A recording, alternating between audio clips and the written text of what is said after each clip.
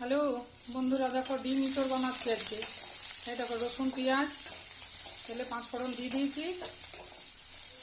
আর গরম মশলা পছন্দ করি না, ওই জন্য দেখো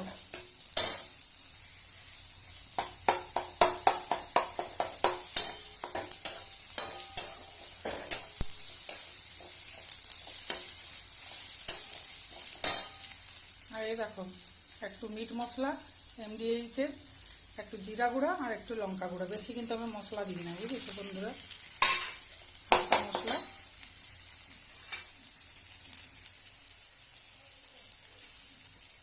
আর দেখো স্বাদ মতো একটু চিনি,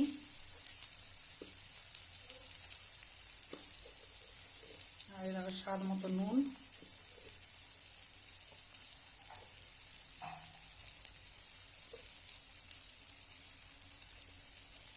আর একটু হলুদ গুঁড়া। এরপর দেখো আমি ডিমটাকে ভেঙে রেখেছি। এই দেখো ডিম, এবার ডিম থেকে দিয়ে আমি ভাজবো। এটা হাঁসের ডিম কিন্তু।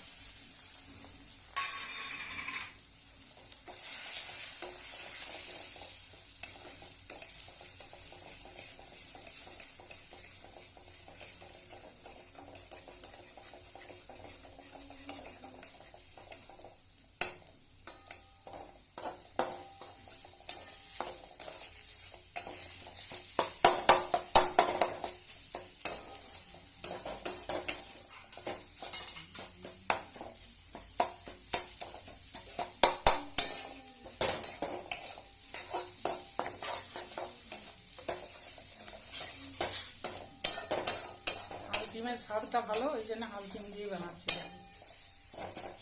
দেখো আমার ভাজা হয়ে গেছে। এরপরে আমি ইঁচড় আলুটাকে সেদ্ধ করে রেখেছি, 2টা সিটি ফেলে। এরপর এটাকে আমি একটু কষাবো।